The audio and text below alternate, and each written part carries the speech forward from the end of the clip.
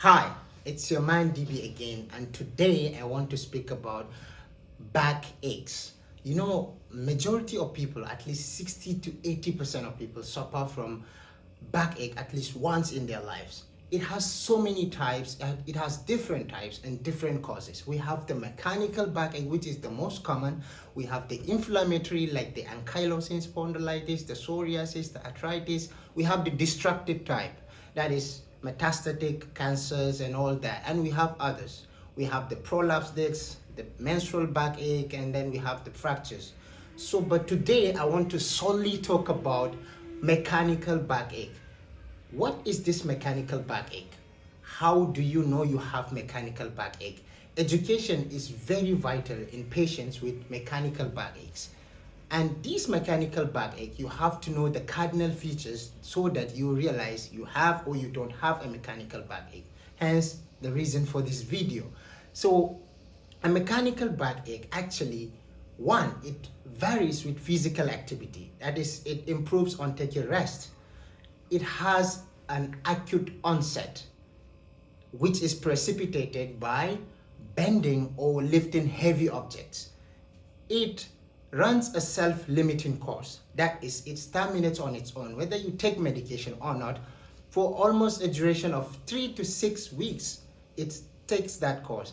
And it does not have any nerve distribution problem or systemic involvement. So when you have these cardinal features, you will definitely know that you have a mechanical backache, and there is no any unnecessary investigations that are needed. So why do we have this mechanical backache problem or lower backache problem? Most of it is because of our postures, the way we sit in our workplaces for a very long time without actually mobilizing, the way we run, the way we sleep. For gym goers, the way we work out, all these problems gather together and becomes a huge problem. And when you have this lower backache, the simple activities will now become a real problem for you. That is, the way you sit will become a problem, the way you sleep will become a problem, the way you actually perform on the bed now become a problem. And these muscles, when they get sore, especially the quadratus lumborum, latissimus dorsi, the glutes, and the hamstring, when they get sore, they get inflamed. Now, the simple things will now become a huge trouble for you. So how do you manage a lower backache problem? First thing you need to do, you have to actually mobilize and facilitate these muscles. That is, exercising, stretching these muscles is the only way to go. And with that, you have to concurrently take your painkillers with that so that it will help you stretch better. You have to take your medication and exercise at the same time, because that will help you mobilize and facilitate the muscles easier and even sore free. And when you do this exercise for almost 3 to 6 weeks without seeing changes, that is when you start questioning yourself and go for a further investigation. Or if you have a chronic backache that is investigative and yet no result is found, then you have to consult a physiotherapist for a further physiotherapy management. And here's the deal breaker.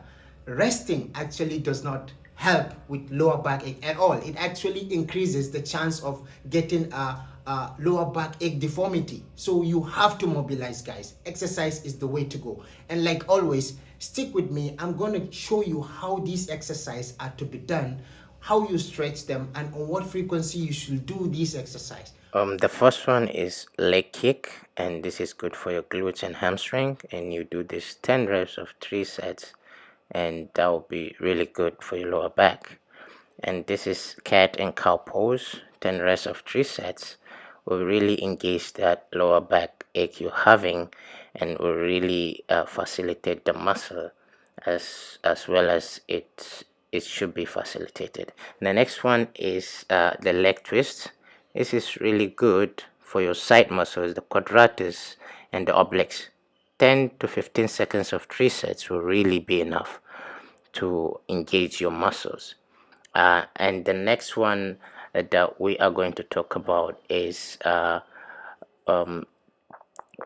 bridge. You might be familiar with this. 15 reps of 4 sets will really be good and will engage that glutes and your lower back. This is really kind of tricky. The seated twist, 10 seconds of 3 sets really good for your lower back, and you do this every single day and you will be surprised. um, the next one that we will talk about is head to knee. Head to knee is really good for your side muscle, especially the quadratus lumborum muscle. It engages that, and lower latissimus dorsi. It will really engage the muscles. It will give you a good stretch. So you do this 5 seconds of 3 sets. This is another tricky one, the pigeon pose, 5 seconds of 3 sets. This is really hard, but if you practice it, you are going to be good at it. Make sure you chest, or you can bend like I did just now, or you chest out the thing. And this is a knee to chest. It's really good for your lower back problem. It's really important you do this.